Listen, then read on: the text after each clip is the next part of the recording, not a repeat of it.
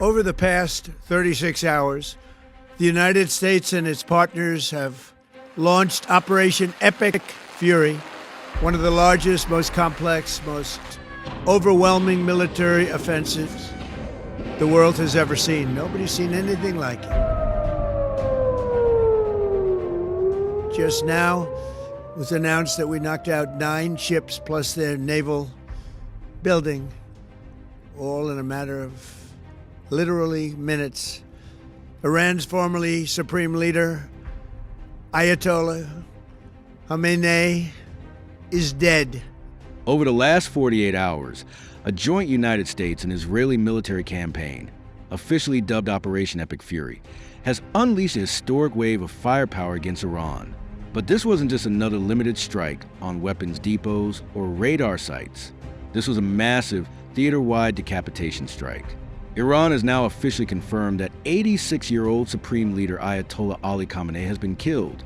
In response, Tehran has launched a massive multi-vector ballistic missile and drone retaliation, codenamed Truthful Promise 4, directly targeting U.S. military bases across the Persian Gulf, including the U.S. Navy's 5th Fleet headquarters in Bahrain. Let's start with the offensive phase, Operation Epic Fury. Early Saturday morning, a massive armada of aircraft took to the skies. The Israeli military confirmed that roughly 200 fighter jets participated in the initial wave, executing the largest military flyover in the history of the Israeli Air Force. We are talking about waves of F-35 Iadirs, F-15 IRMS, and F-16 ISUFAs, integrated seamlessly with U.S. Air Force, Navy, and allied assets. The logistical nightmare of coordinating 200 jets, alongside the necessary aerial refueling tankers and AWACS early warning aircraft, is something only a Tier 1 military coalition can pull off. The target list was staggering. Approximately 500 distinct targets across 24 of Iran's 31 provinces. When you are hitting 500 targets in a single operational window, you are executing a masterclass in SCAD and dead, suppression, and destruction of enemy air defenses.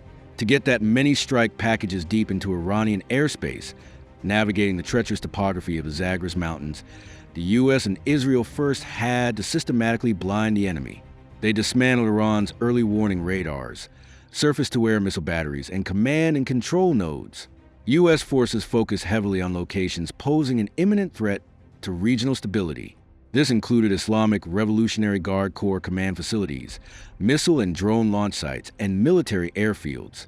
Interestingly, CENTCOM also reported the combat debut of U.S.-operated, low-cost, one-way attack drones. This is a massive shift in U.S. doctrine. The U.S. military is now using swarms of loitering munitions to overwhelm Iranian point defense systems. But the kinetic strikes were only the final step of the kill chain. The intelligence preparation of the battlefield, the intelligence, surveillance, and reconnaissance have been ongoing for months. A senior Israeli defense official confirmed to reporters that this joint attack had a specific date set weeks in advance. They mapped out the entire Iranian military nervous system, cataloged every SAM site and bunker, and severed that network in a matter of hours.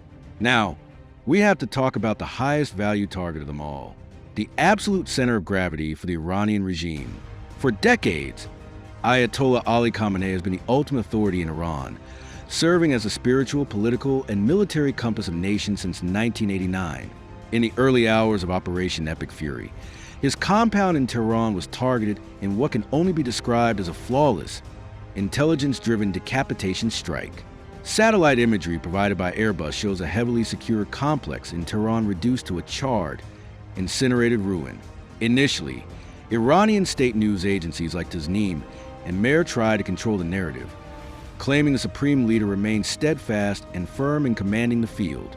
But the reality of modern warfare is that you cannot hide a power vacuum of that magnitude. Hours later, Iranian state media broke into their regular broadcasts, officially confirming that Khamenei was dead, killed in his office, and declaring a 40-day national mourning period. U.S. President Donald Trump, who ordered the American component of the strike, took to social media to state that Khamenei was unable to avoid our intelligence and highly sophisticated tracking systems. He framed this as the greatest chance for the Iranian people to take back their country. Israeli Prime Minister Benjamin Netanyahu echoed this sentiment, stating the strikes aim to remove an existential threat and directly addressing the Iranian populace to rise up. Killing a head of state, especially a supreme leader, is the ultimate roll of the dice. Khamenei held absolute authority over the military, the government, and the judiciary. By eliminating him, the US and Israel have induced massive command paralysis within the IRGC. There is no clear, universally accepted successor ready to seamlessly take the reins, and the assembly of experts will be scrambling to maintain order. However, the assumption that this decapitation will immediately lead to collapse of the regime is a dangerous and historically flawed one. Decapitation strikes can sometimes fracture a regime, but they can just as easily galvanize a hardcore military apparatus, pushing radical hardliners into a corner where they feel they have nothing left to lose. And that desperation brings us directly to the Iranian response. Iran did not simply absorb this blow. The Supreme National Security Council immediately activated their contingency plans, initiating a massive retaliatory campaign designated Truthful Promise 4. If Operation Epic Fury was about surgical precision and decapitation, Truthful Promise 4 was about unleashing the full, conventional ballistic missile and drone arsenal the IRGC has been stockpiling in subterranean silos for decades. Iran's military confirmed they fired waves of drones and short to medium range ballistic missiles at a terrifying list of US and allied installations across the Middle East. Let's look at the map. Iran targeted the Al-Udeid Air Base in Qatar, which is a massive forward headquarters of US Central Command. They struck the Ali Al Salem base in Kuwait, the Al Dhafar Air Base in UAE, the Prince Sultan Air Base in Saudi Arabia, the Muaffaq Saudi Air Base in Jordan, and U.S. military facilities in Erbil, northern Iraq. But perhaps the most alarming target was situated in Bahrain. Iran directly attacked the headquarters of the U.S. Navy's Fifth Fleet in Manama. The Fifth Fleet is responsible for securing the Persian Gulf, the Red Sea, and the critical maritime choke points of the Suez Canal, the Bab al-Mandeb, and the Strait of Hormuz. Striking a U.S. fleet headquarters is an overt act of total war. Bahrain's ambassador to the U.S. confirmed the strikes on their sovereign territory, calling them a treacherous and blatant violation. So, the million-dollar question: how did U.S. and allied air defenses hold up? Based on early reports from the Pentagon, roughly 12 hours into barrage, the U.S. military reported 0 American casualties and minimal structural damage to U.S. bases. This is a massive testament to the integrated air and missile defense architecture in the region. We are talking about a highly coordinated net of Patriot PAC-3 batteries, THAAD systems, and allied interceptors, including British RF jets flying defensive sorties, working overtime to clear the skies. However, no air defense net is truly hermetic. In Israel, a heavy barrage of Iranian missiles targeted central areas, while David Sling and the Arrow 3 systems engaged threats outside the atmosphere. Leakages occurred. Rescue services reported the death of a woman in the Tel Aviv area from a missile impact, with at least 90 others injured. In the UAE, shrapnel from an intercepted Iranian ballistic missile tragically killed 1 person. In Qatar, missile debris injured 8 people. Dubai International Airport, one of the busiest global transit hubs on the planet, reported 4 injuries from a ballistic missile attack and has halted all flights indefinitely. This is the grim reality of missile warfare. Even when your interceptors work perfectly, gravity still applies. Thousands of pounds of high explosives, shattered metal, and unspent rocket fuel have to come down somewhere. Diplomatically, the geopolitical fallout of this exchange is unprecedented. Just days ago, there were sensitive, ongoing nuclear negotiations mediated by Oman, aimed at preventing this exact doomsday scenario. Oman's foreign minister, Badr al-Busaidi, publicly expressed dismay, urging the U.S. not to get sucked in further, stating bluntly, "This is not your war." But that diplomatic off-ramp is now completely destroyed. United Nations Secretary General Antonio Guterres convened an Emergency Security Council meeting, forcefully condemning the military escalation by all parties. He warned of a chain reaction that could lead to devastating consequences for civilians and global stability, regretting that the opportunity for diplomacy had been squandered.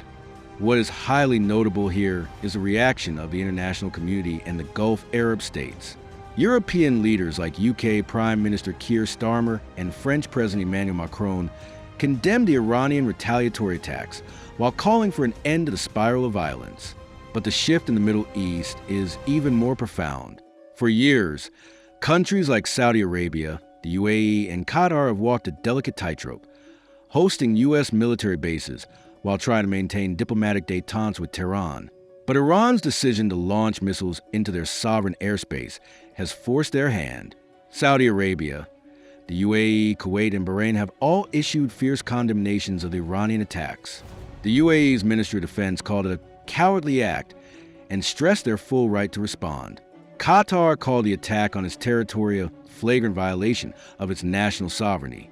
While these states did not publicly endorse the U.S.-Israeli preemptive strike, Iran's indiscriminate regional retaliation has essentially united the Gulf Cooperation Council against Iran.